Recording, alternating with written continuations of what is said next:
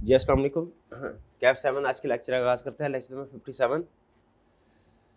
आज के लेक्चर में हम डिस्कस करने जा रहे हैं वर्किंग कैपिटल का नेक्स्ट कंसेप्ट, जो कि है external finance needed for target growth. ठीक है, इस कंसेप्ट की तरफ जाने से पहले प्रीवियस लेक्चर की होम असाइनमेंट कितने स्टूडेंट्स ने की है? शाबाश। और LMS पे क्विज़ भी अपलोड कर दिया गया है। ठीक है, वो कितने स्टूडेंट्स ने अटैम्प्ट कर लिया? चलिए शाबाश। जो स्टूडेंट्स अभी नहीं कर सके वो क्लास के बाद कर लीजिएगा। अच्छा, वर्किंग कैपिटल के टॉपिक में एक चीज़ आपने नोट की होगी, फील की होगी कि इसमें डिफरेंट टेक्निक्स हैं।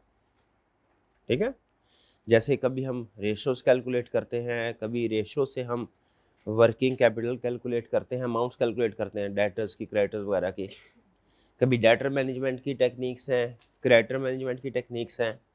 इसके अलावा अभी कंसेप्ट स्टडी करेंगे तो उसमें कंसेप्ट्स की तादाद ज़्यादा है। ठीक है, कोई 8-10 के करीब समझ लीजिए कि टेक्निक्स हैं जो आप सीखेंगे इस चैप्टर के अंदर। सारे क्वेश्चन एक तरह के नहीं है। जैसे मुमूमी तौर पे आप देखें, जो इन्वेस्टमेंट अप्रेजल के क्वेश्चन हमने किए हैं, तो उनमें जो एक टिपिकल इन्वेस्टमेंट अप्रेजल का क्वेश्चन होता है जिसमें वो किसी प्रोजेक्ट के बारे में हमें इन्फॉर्मेशन देता है और फिर वैल्यूएट करवाता है ये प्रोजेक्ट स्टार्ट करना चाहिए कि नहीं। तो उसमें कई क्वेश्चन हैं लेकिन वो लगभग एक ही तरह के हैं। एंड में जाके कंसल्ट में कुछ डिफरेंट क्वेश्चन आते हैं, लेकिन वेरिएशन ज़्यादा नहीं है, बताना ये चाह रहा हूँ। इस तरह बजटिंग का टॉपिक है, वेरिएशन ज़्यादा नहीं है। कॉस्ट ऑफ कैपिटल है, वेरिएशन ज़्यादा नहीं है। आप एक कंप्रीहेंसिव एक ही फॉर्मेट या एक स्टेप्स जो है उसको अगर आप समझ लेते हैं, याद कर लेते हैं, तो आपके वो क्वेश्चन जो है वो अटेम्प्ट हो जाते हैं।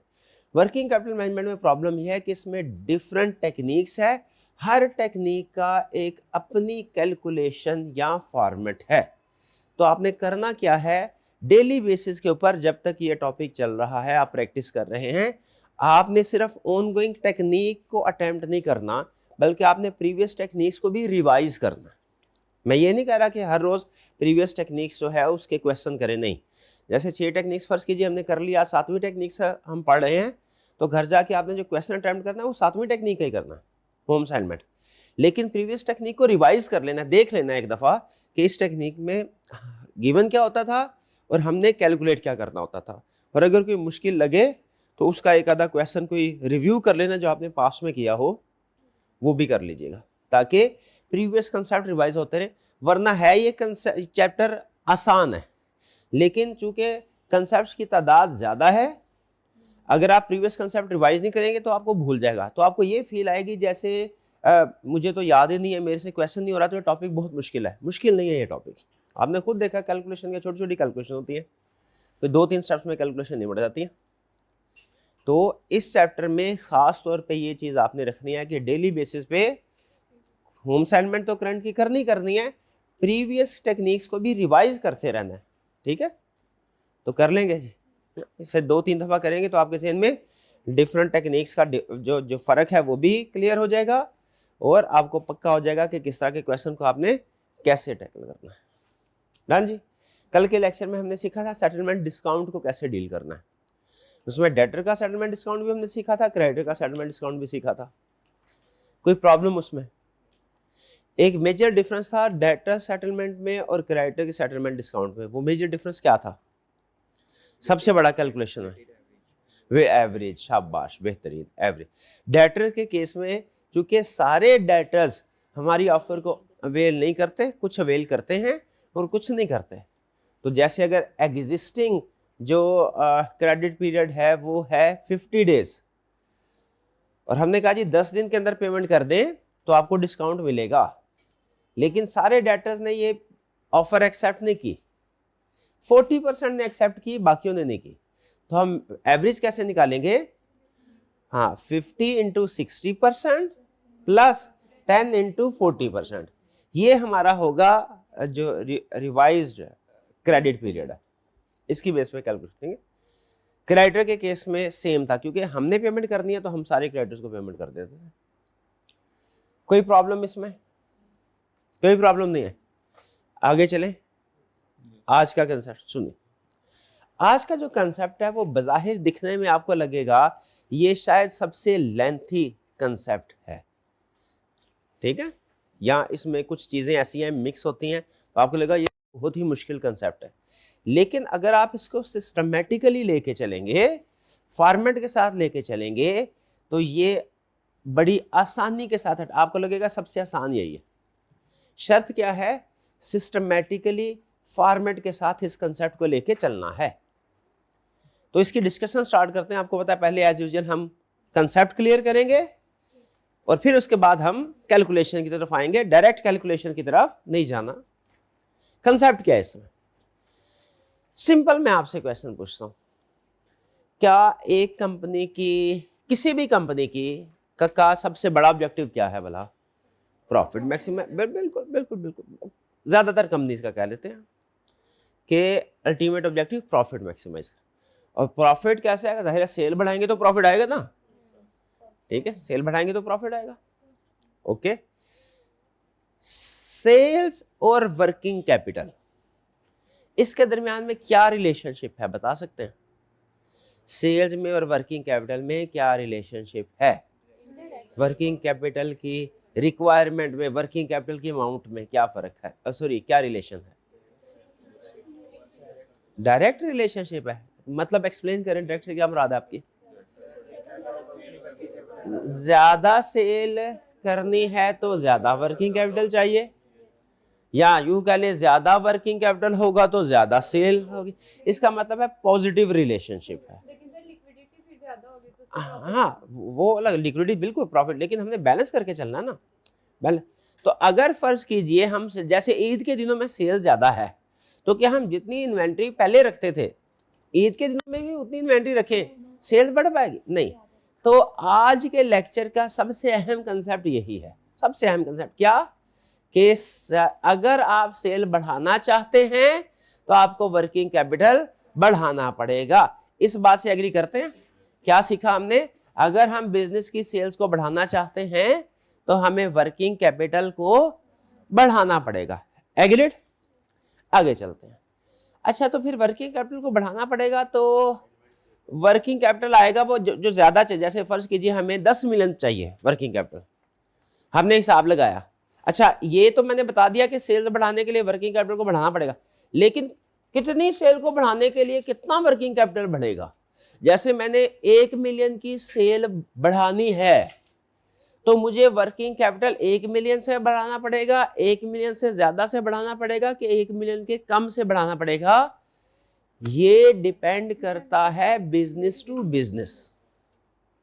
कुछ बिजनेस में हो सकता है मुझे जितनी सेल्स बढ़ानी है उससे ज्यादा वर्किंग कैपिटल रखना पड़े, और कुछ बिजनेस में हो सकता है मुझे सेल्स बढ़ाने के लिए कम वर्किंग कैपिटल रखना पड़े। और बहुत से फैक्टर्स पे डिपेंड करता है। वो चीज क्या बेच रहे हैं, उसकी प्राइस कम है या ज्यादा है, कितना जल्दी आप उसको अरेंज कर सकते हैं, बहुत से फैक्टर्स हैं। इस बारे में हमें परेशान होने की जरूरत नहीं। हमें क्वेश्चन में वो इंफॉर्मेशन देगा कि सेल्स को बढ़ाने के लिए कितना वर्किंग कैपिटल चाहिए। आपने सिर्फ ये नोट करना है कि ये केस टू केस वेरी करेगा, हर केस में सेम नहीं होगा। एक चीज जो हर केस में सेम होगी वो क्या है? सेल्स बढ़ेगी तो वर्किंग कैपिटल बढ़ाना है, लेकिन कितना वर्किंग कैपिटल बढ़ाना है बिजनेस टू बिजनेस वेरी करेगा और क्वेश्चन में इंफॉर्मेशन देगा। ठीक है, वो क्या इंफॉर्मेशन होगी, कैसे इंटरप्रेट करना है वो मैं आपको बताऊंगा।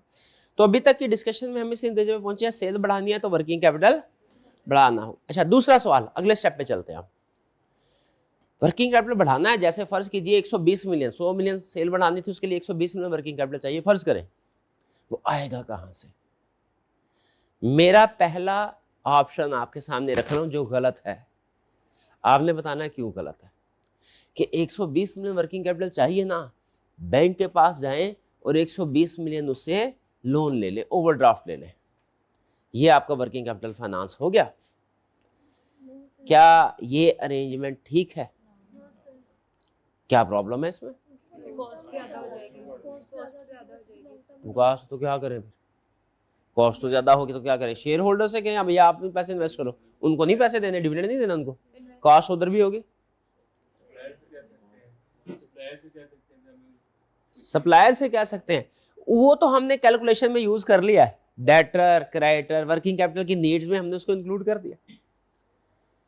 बताएं, एक चीज मिस कर रहे हैं आप।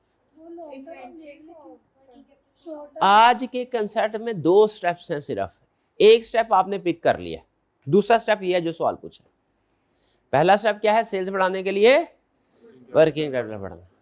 दूसरा स्टेप ये है वर्किंग कैपिटल आएगा कहां से, सोचें, रिटेन्ड अर्निंग से। शाबाश शाबाश, रिटेन्ड अर्निंग से।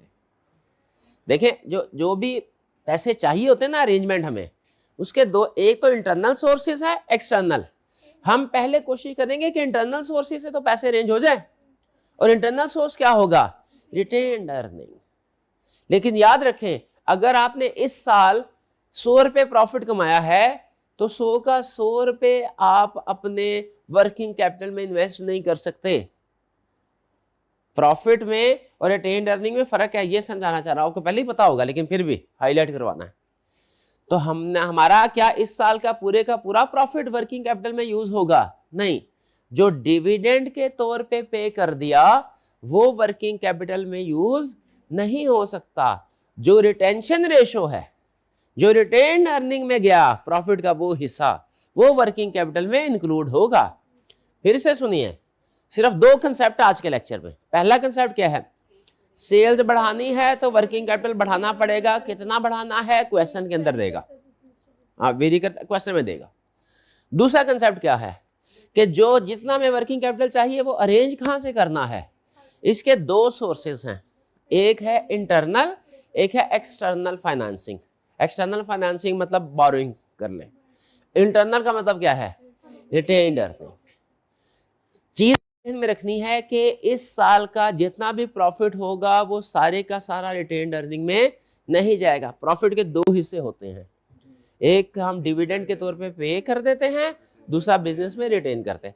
अगर डिविडेंड पे आउट रेशो 30% है, यानी प्रॉफिट का 30% आप डिविडेंड के तौर पे कर रहे हैं, तो रिटेंशन रेशो कितनी होगी, 70%। अगर डिविडेंड पे आउट रेशो 40% है, रिटेंशन रेशो कितनी होगी, 60। डिविडेंड पे आउट रेशो 80% है, रिटेंशन रेशो क्या होगी, 20%। तो जो आपका रिटेन्ड अर्निंग होगी ना, वो सारे का सारा प्रॉफिट नहीं है जो बिजनेस में रीयूज होगा। वो कौन सा वाला हिस्सा है प्रॉफिट का, रिटेन्ड वाला। क्लियर हो गया, बस यही कंसेप्ट था।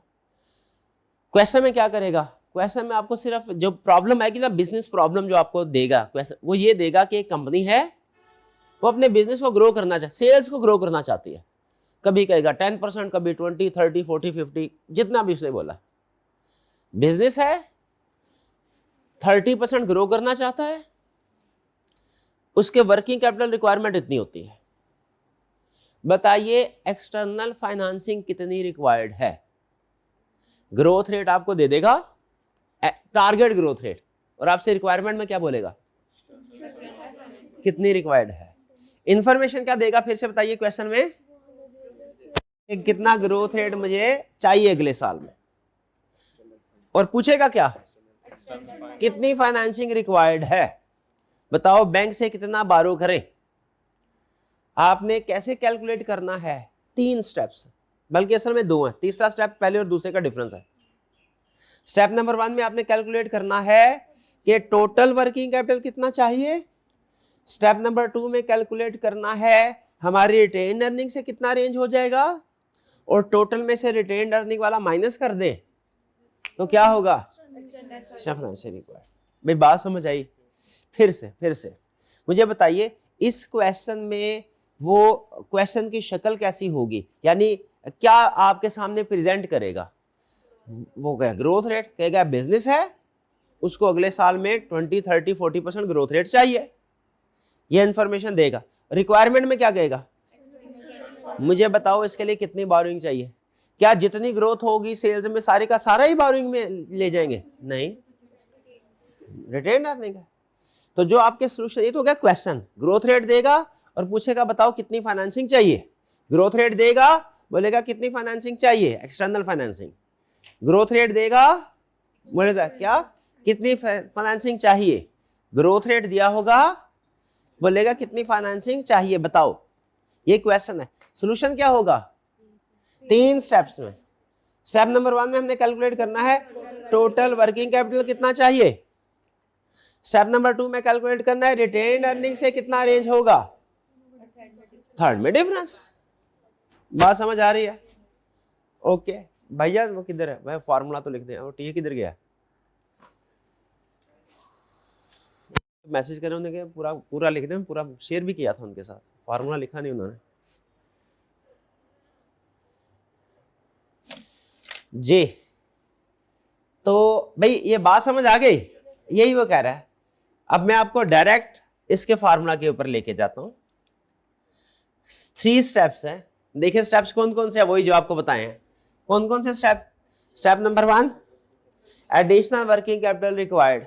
क्या आपको वर्किंग कैपिटल कितना रिक्वायर्ड है, यानी 30% ग्रोथ अचीव करने के लिए वर्किंग कैपिटल कितना रिक्वायर्ड है, ठीक है। तो वो कैलकुलेट करना है स्टेप नंबर 1, सिर्फ पहले बेसिक। पहला स्टेप क्या है, एडिशनल वर्किंग कैपिटल कितना चाहिए। दूसरा स्टेप क्या है, रिटेन्ड अर्निंग से कितना मिल जाएगा, रिटेन्ड अर्निंग से। और तीसरा क्या है, डिफरेंस, ठीक है, यानी एक्सटर्नल फाइनेंसिंग रिक्वायरमेंट। ये formula external financing requirement. Steps clear है? इसमें सिर्फ एक ट्विस्ट है, एडिशनल वर्किंग कैपिटल कितना चाहिए। इसमें लफ्ज एडिशनल क्यों लिखा हुआ है, टोटल क्यों नहीं लिखा? क्योंकि अगर हमारी पिछले साल की सेल है 100 मिलियन, हमने 30% ग्रोथ लेनी है, 130% पे जाना है, तो हमें जो एडिशनल वर्किंग कैपिटल चाहिए ना, वो 30% के लिए चाहिए, 130% के लिए नहीं चाहिए। क्यों? क्योंकि पहले भाई है तो सेल हुई है ना, है तो सेल हुई है, तो वर्किंग कैपिटल हमें किसके लिए चाहिए, सिर्फ एडिशनल, एडिशनल सेल के लिए वर्किंग कैपिटल चाहिए, टोटल सेल के लिए वर्किंग कैपिटल नहीं चाहिए। ये बात समझ आ रही है? कैलकुलेशन में हमें जो एडिशनल वर्किंग कैपिटल चाहिए वो सिर्फ एडिशनल सेल के लिए चाहिए, टोटल सेल के लिए नहीं चाहिए। लेकिन जो प्रॉफिट आएगा, रिटेन्ड प्रॉफिट, वो बताइए सिर्फ एडिशनल सेल का आएगा कि टोटल सेल का आएगा। ये है ट्विस्ट, बस इसके बाद कुछ नहीं रहा इस क्वेश्चन में। कैलकुलेशन में यही सबसे समझ लीजिए जहन में रखने वाला पॉइंट था। तो हमारे 3 स्टेप्स हैं, जब कभी एक्सटर्नल फाइनेंसिंग रिक्वायरमेंट बोलेगा हमारे कितने स्टेप्स हैं, 3। स्टेप नंबर 1 में क्या करना है, एडिशनल वर्किंग कैपिटल कैलकुलेट करना है। स्टेप नंबर 2 में देखना है रिटेन्ड अर्निंग से कितना रेंज हो जाएगा, और स्टेप नंबर 3 में डिफरेंस है। एडिशनल वर्किंग कैपिटल का मतलब यह है कि आपने जब वर्किंग कैपिटल कैलकुलेट करना है, सिर्फ एडिशनल सेल का वर्किंग कैपिटल कैलकुलेट करना है कितना चाहिए, टोटल का नहीं करना। लेकिन जब रिटेन्ड अर्निंग में कैलकुलेशन करेंगे कि कितना प्रॉफिट रिटेन होगा, वो टोटल का, क्योंकि सारे का सारा प्रॉफिट आएगा टोटल सेल का। ये पॉइंट ओके। चलिए, तो एडिशनल वर्किंग कैपिटल कैसे कैलकुलेट करेंगे, आपने देखना एडिशनल सेल्स कितनी है। जैसे 100 मिलियन सेल्स थी और बोला था 30% ग्रोथ चाहिए, तो एडिशनल सेल कितनी है, 30 मिलियन। इधर आ जाएगा 30 मिलियन। कोई प्रॉब्लम? तो टोटल सेल और एडिशनल सेल में फर्क तो पता है ना, ओके 30 आ गया। फिर इसके बाद net current asset growth ratio minus net current liability growth. इसका मतलब क्या है, इसका मतलब ये कह रहा है कि भाई अगर आपने सेल्स को बढ़ाना है, सेल्स को फर्ज कीजिए अगर आपने 1 रुपए से बढ़ाना है, तो आपके करंट एसेट्स बढ़ेंगे 1 रुपया 30 पैसे से, और करंट लायबिलिटी बढ़ेगी 50 पैसे से। सेशन समझे, या इसको परसेंटेज में कन्वर्ट कर दूं तो चलेगा, वो ज्यादा आसान हो जाएगा। ओके, अब क्या कह रहा है वो, कि क्वेश्चन में उसने क्या बोला, क्वेश्चन में उसने बोला अगर आप सेल्स को बढ़ाना चाहते हैं, टू इंक्रीज सेल्स, आपको डेटर एंड इन्वेंट्री बढ़ानी पड़ेगी 140% से, और क्रेडिटर बढ़ाने पड़ेंगे 50% से। तो टोटल वर्किंग कैपिटल कितने से बढ़ा, बहुत आसान, 190% से हैं? तो बोले ना 90% से, शाबाश, क्योंकि इनको ऐड नहीं करना। क्लासिक मिस्टेक बताई ना वर्किंग कैपिटल में क्या होती है, लायबिलिटी साइड को भी ऐड, हालांकि उसने लेस होना है क्रेडिटर। तो इसका मतलब है सेल्स बढ़ाने के लिए हमें वर्किंग कैपिटल कितना बढ़ाना पड़ेगा, 90%। 90% बोले तो 0.9, डन जी, कोई प्रॉब्लम इसमें? फिर से एडिशनल वर्किंग कैपिटल 3 स्टेप्स में कैलकुलेशन होगी। एडिशनल वर्किंग कैपिटल, फिर उसके बाद रिटेन्ड अर्निंग, कितना कैपिटल वर्किंग कैपिटल चाहिए, फिर रिटेन्ड अर्निंग में कितना रेंज हो जाएगा, और फिर डिफरेंस होगा। डिफरेंस तो आपको आता ही है ना, ए माइनस बी, बस ये है चीजें कैलकुलेट। तो एडिशनल वर्किंग कैपिटल कैसे कैलकुलेट होगा वो बता रहा हूं।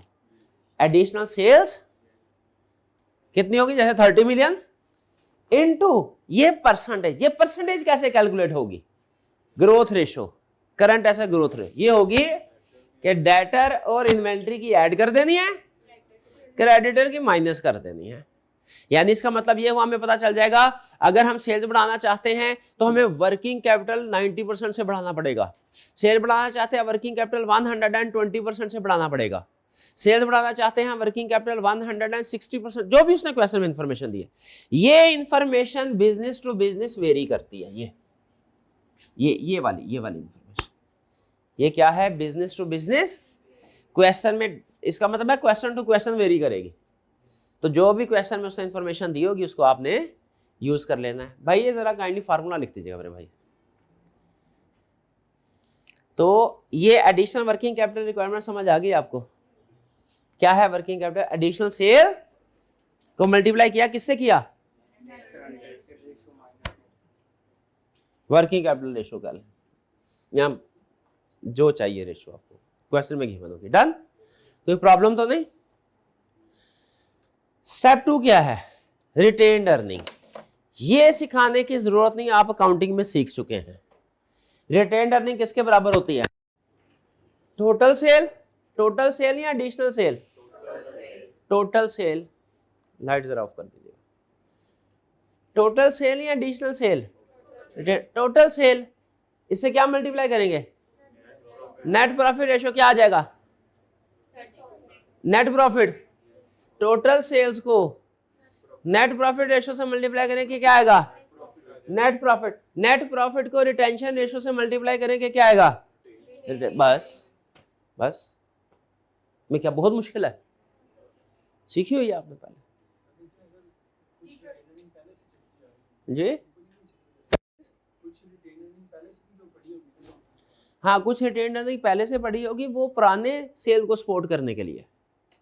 हमें तो एडिशनल वाली इस साल की चाहिए ना, इस साल में कितनी आएगी, ठीक है। और उसमें सबसे अहम चीज ध्यान में रखनी है आपने, वर्किंग कैपिटल जो रिक्वायरमेंट है वो एडिशनल की कैलकुलेट करनी है, लेकिन जो आपको रिटेन्ड अर्निंग मिलेगी टोटल की मिलेगी। डन, इसको क्लियर कर दें, इसके ऊपर कोई कंप्रोमाइज नहीं है। ये आपने एज इट इज समझ आ जाए बहुत अच्छी बात, नहीं समझ आए तो सिर्फ इतना ध्यान में रखें, क्या वर्किंग कैपिटल एडिशनल कैलकुलेट करना है, कितना चाहिए, लेकिन जो रिटेन्ड अर्निंग से प्रॉफिट मिलेगा हमें वो टोटल का मिलेगा, डिफरेंट। डन जी, बिल्कुल टोटल सेल फ्यूचर वाइज यानी टारगेट सेल होगी। चलिए आइए, अगर बस इतना ही समझाना था आपको। अब आप तैयार है क्वेश्चन करने के लिए, करें जी स्टार्ट। चलिए पहले पढ़ लेते हैं।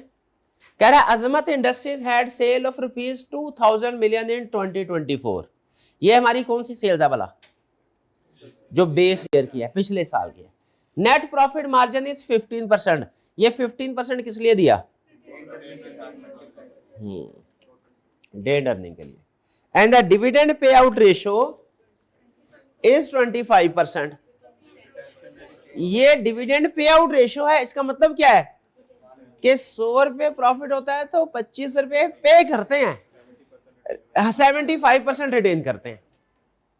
रिटेंशन रेशियो और डिविडेंड पे आउट रेशियो एक दूसरे का अपोजिट है, कंप्लीमेंट है, ठीक है जी। क्या पे आउट रेशियो क्या है, 25%। ये पे आउट रेशियो किस लिए दी है, रिटेंशन अर्निंग कैलकुलेट करने के लिए। Company plans to grow sales by 20% in 2025।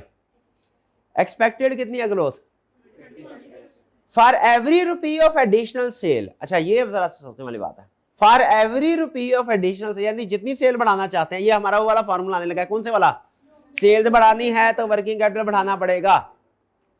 कह रहा है सेल्स को बढ़ाने के लिए for every rupee additional sales, trade receivable आपको बढ़ना है 80%, इन्वेंट्री बढ़ानी है 60% और ट्रेड पेबल बढ़ाना है 35%। जरा नेट कर आके मुझे बताइए कि नेट वर्किंग कैपिटल कितना बढ़ाना पड़ेगा? 80% प्लस 60% माइनस 35, 105%, मतलब बोले तो 1.05। ये 1.05 मैजिक फिगर है। ये आपको पता चल गया कैसे कैलकुलेट हुई? सेल्स को बढ़ाने के लिए क्या करना है? 1.05% के हिसाब से वर्किंग कैपिटल बढ़ाना पड़ेगा। ये बात समझ आती है? 1.05 समझ आ गया? फिर से मुझे सारा कंसेप्ट भूल गया। हम क्या सीख रहे हैं? वर्किंग कैपिटल बढ़ाना है। सेल्स बढ़ाने के लिए वर्किंग कैपिटल चाहिए। तो क्वेश्चन में हमसे क्या कैलकुलेट करवाएगा कि भैया इतना ग्रोथ रेट मैं अचीव करना चाहता हूं, बताओ कितना वर्किंग कैपिटल मुझे एक्सटर्नल चाहिए, एक्सटर्नल सोर्स से। हमने स्टेप नंबर 3 स्टेप में ये करना है। स्टेप 1 में क्या करना है? एडिशनल वर्किंग कैपिटल कैलकुलेट करना है। स्टेप नंबर 2 में क्या करना है? रिटेन्ड अर्निंग कैलकुलेट करना है जितने की। स्टेप नंबर 3 में डिफरेंस। एडिशनल वर्किंग कैपिटल कैसे कैलकुलेट होगा? एडिशनल सेल्स और इनटू एडिशनल वर्किंग कैपिटल जो भी हमने कैलकुलेट किया। रिटेन्ड अर्निंग कैसे कैलकुलेट होगी? रिटेन्ड अर्निंग कैसे होगी? टोटल से, एडिशनल के टोटल, पक्का total, total sale multiplied by net profit ratio multiplied by retention ratio. Clear? तुम्हारी रिटेन्ड अर्निंग आ जाएगी। दोनों का डिफरेंस खत्म, कहानी, क्वेश्चन खत्म, डन। इसको करते हैं। सबसे पहले क्या है उसने किया, देखते हैं। सबसे पहले स्टेप नंबर 1 में क्या करना था हमने? एडिशनल सेल कैलकुलेट करनी है। एडिशनल वर्किंग कैपिटल कितना चाहिए? तो जरा बताइए, एडिशनल वर्किंग कैपिटल कितना चाहिए? Current sales multiplied by growth rate, ये आ जाएगा हमारा एडिशनल, और multiplied by increase in working capital. तो करंट सेल्स कितनी है? बेसिकली 2000 इनटू ग्रोथ रेट कितना है? 20%। इधर 0.2 लिखूं या 1.2 लिखूं? 0.2 और 1.2 में फर्क पता ना? 0.2 का मतलब जो एडिशनल है, सिर्फ यहां पे चूंकि एडिशनल कर रहे हैं तो यहां पे 20%, 1.2 नहीं है, 0.2 20% है। इसी चीज के ऊपर फोकस करवा रहा हूं बार बार आपको। और into increase in working capital कितना चाहिए? 105%, यानी 1.0। ये 1.05 कैसे आया? 1.05 कैसे आया? Debtor percentage plus inventory percentage minus creditor percentage. 1.05 कैसे आया? हाँ, इन्वेंट्री की डेटर परसेंटेज माइनस क्रेडिटर। 1.05 कैसे आया? हाँ, debtor plus inventory minus creditor. 1.05 कैसे आया? ठीक है। तो कितना वर्किंग कैपिटल चाहिए? 420। ओके,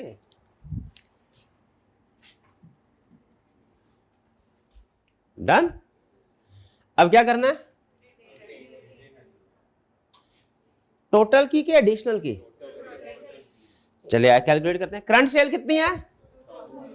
2000 इनटू 0.2 के 1.2। 1.2 क्यों? क्योंकि टोटल की कैलकुलेट करनी है भाई। स्टेप 1 में तो 0.2 था, इधर 1.2 क्यों? वो एडिशनल था, ये टोटल है। शाबाश, इधर आएगा 1.2। ग्रोथ रेट आ गया। इसका मतलब है ये पिछले साल की सेल मल्टी 1.2, इस साल की sale, total sale. Net profit ratio कितनी है? 15%, 0.15। और रिटेंशन रेशियो कितनी है?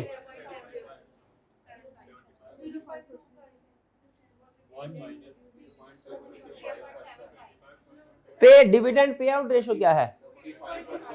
25। तो रिटेंशन रेशियो क्या हुई? 0.75। ये चीज तो इधर आया 0.75। तो क्या अमाउंट आ गई? 270। इसका मतलब है हमें 20% ग्रोथ हासिल करने के लिए 420 मिलियन कैपिटल चाहिए, जिसमें से 270 हमारा इंटरनल से ही अरेंज हो जाएगा, और हमें बैंक से ओवरड्राफ्ट कितना लेना है 150, ये चाहिए। कुछ समझ आई? कोई मुश्किल था? नहीं। सिर्फ फॉर्मेट का कंसेप्ट क्लियर हो, फॉर्मेट सिंपल हो, क्वेश्चन। आई कैप का सोल्यूशन, आई कैप की बुक में देखेंगे ना, उसमें कुछ अजीब तरीके से कैलकुलेशन है, मुझे बड़ी प्रॉब्लम हुई थी उनको समझना। ठीक, आप उनको ना फॉलो कीजिएगा, आंसर सेम आएगा, ये मेरी जिम्मेदारी है। ठीक है, रिक्वायरमेंट हर फिगर मैच करेगी, सिर्फ प्रेजेंटेशन और जो कैलकुलेशन का तरीकाकार है उसका वो कुछ हो रहा है। डन जी? नहीं, मुझे नहीं लगता। समझ आइए आपको? तो बताइए, जब हमसे कहेगा कि मेरे को अगले साल इतनी ग्रोथ चाहिए, बताओ वर्किंग कैपिटल कितना रिक्वायर्ड है? सर्टन ग्रोथ को अचीव करने के लिए कितना वर्किंग कैपिटल रिक्वायर्ड है? कैसे कैलकुलेट करेंगे? एडिशनल वर्किंग कैपिटल कैलकुलेट करेंगे। फिर क्या कैलकुलेट करें? Trade earning. और फिर अगर मैं आपको एक और क्वेश्चन दूं, कितनी देर में कर लेंगे? 3 मिनट? 3 साल में? ओके, 3-4 मिनट में। ओके ओके, 4 को मैं समझा सा। ओके ओके, चलिए जी, देख लेते हैं। अभी आपका वक्त स्टार्ट होता है अब। ये है जी क्वेश्चन आपका। डर गए होंगे पहले, वो ये क्या आ गया?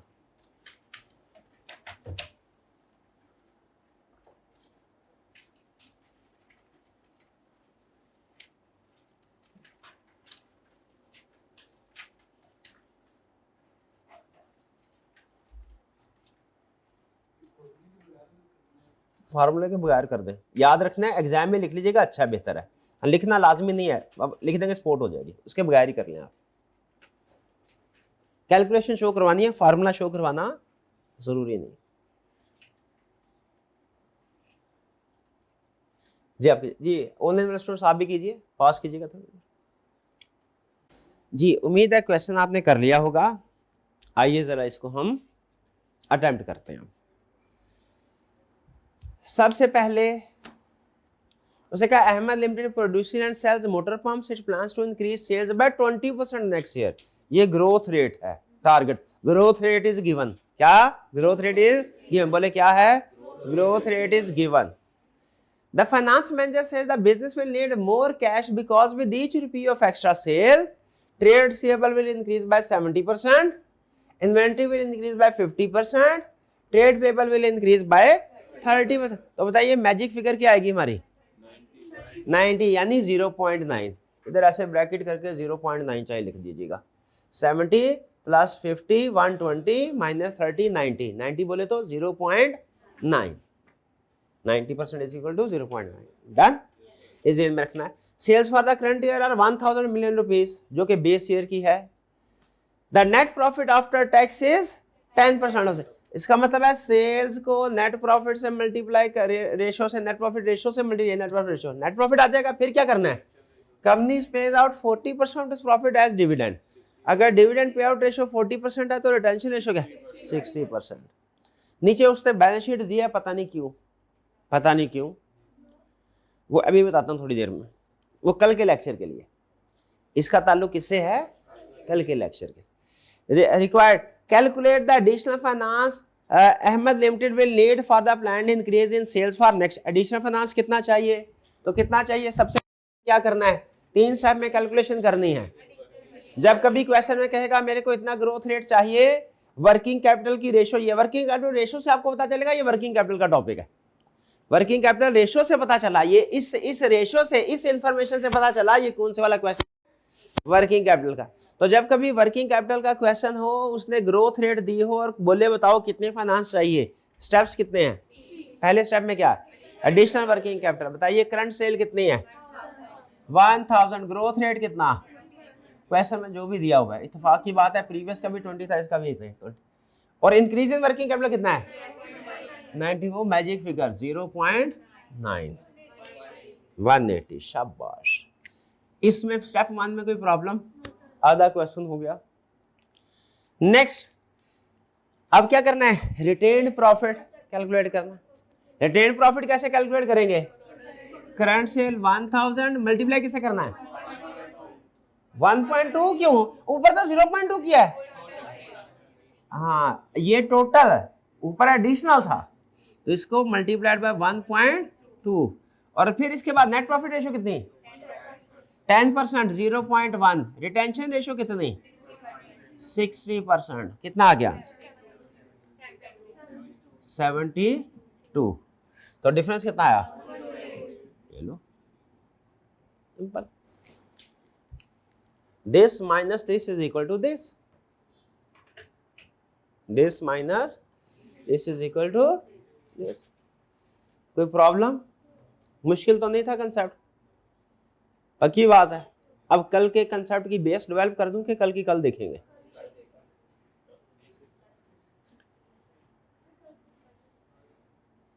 a minus B is equal to C, math में पढ़ा? तो ये भी पढ़ा होगा कि अगर a और b गिवन है तो c कैलकुलेट कर सकते हैं, और हाँ c और b गिवन है। मुझे बताइए, अब ये आज का लेक्चर खत्म, कल के लेक्चर की बेस डेवलप कर रहा हूं।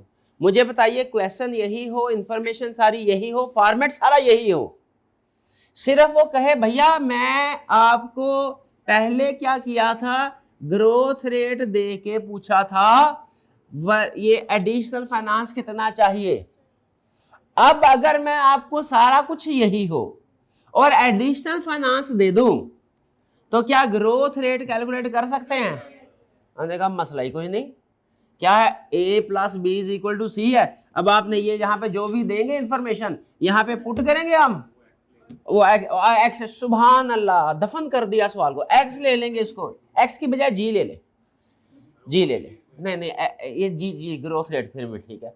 वो पिछले सेशन में ना वो एक स्टूडेंट को मैंने कहा था एक्स की वैल्यू कैलकुलेट, वो माइंड कर गया था, ठीक है। उसने कहा उसकी कोई वैल्यू नहीं होती। मैंने कहा ठीक है, तो यहाँ पे हम क्या करेंगे, जी ले लेंगे। उसके बाद हम एक्स ने जी यूज कर दिया, जी मतलब growth rate, growth rate calculator पे एक्स, ओके चले वो कर ले, मुझे कोई प्रॉब्लम नहीं है। लेकिन मैं फार्मूला में अगर जी बोले तो ग्रोथ रेट जैसे कास्ट ऑफ कैपिटल में भी किया था 1 प्लस जी, ग्रोथ रेट किया था ना, तो मैं अगर जी यूज कर लूं मैं तो आपको इतराज तो नहीं है। कंसेप्ट क्या है, अगर आपको ग्रोथ रेट दिया हो एक्सटर्नल फाइनेंस कैलकुलेट कर सकते हैं, तो अगर फाइनेंस दिया हो ग्रोथ, बस इतना ये कल सिखाना है आपको, बस और कितना, ठीक है। फॉर्मेट कंसेप्ट क्लियर रखना है आपने। बेसिक कंसेप्ट आज हमने क्या सीखा कि अगर सेल्स को बढ़ाना है तो वर्किंग कैपिटल को बढ़ाना पड़ेगा। नहीं डायरेक्ट, इतना डायरेक्ट भैया ये कल 3 स्टेप्स में कर लें। कैलकुलेटर पे आप डायरेक्ट जो कैलकुलेशन करते हैं ना, उससे आप सॉल्यूशन को कंफर्म करने के लिए यूज कर ले, लेकिन एमसीक्यू तो नहीं है ना। एग्जाम में इसके नंबर 5-6 नंबर का क्वेश्चन है। हाँ ऐसे कर ले, बिल्कुल कर ले। आप स्टेप क्या कह रहे हैं कि यानी ये स्टेप सारा लिखें, आगे ये फिगर कैसे, ये भी स्टेप लिखते हैं, वो भी स्टेप लिखते हैं, जब एक्स फाइंड करना है ये देखिए जी ग्रोथ रेट। हाँ ठीक है, वो कल सीखेंगे, वो कल से। अच्छा मैं समझा आज के लेक्चर के बारे में पूछ रहे हैं। नहीं वो कल सीखेंगे कैसे करना है, ठीक है। वो एक नीचे छोटा सा फार्मूला है, वो फार्मूला शो करना है, उसके बाद फार्मूला आप कैलकुलेटर पे सॉल्व कर लीजिएगा, इजाजत है, ठीक है। वो फार्मूला था ना X plus Y is equal to 0, formula show करेंगे बाकी। लेकिन वो कल की बात है, परेशान क्यों होते हैं, अभी इतना समझ आ गया, बड़ी बात है। डन जी। तो आज के लेक्चर में हमने क्या सीखा, जरा क्विक राउंड ऑफ। हमने सीखा अगर हमें सेल्स को बढ़ाना है, वर्किंग कैपिटल को बढ़ाना पड़ेगा, कितने से क्वेश्चन में दिया होगा, और हमसे क्या पूछेगा एग्जाम क्वेश्चन में कि इतने % ग्रोथ रेट खुद दिया है, और कहेगा अब तो एक्सटर्नल फाइनेंस कितना रिक्वायर्ड है।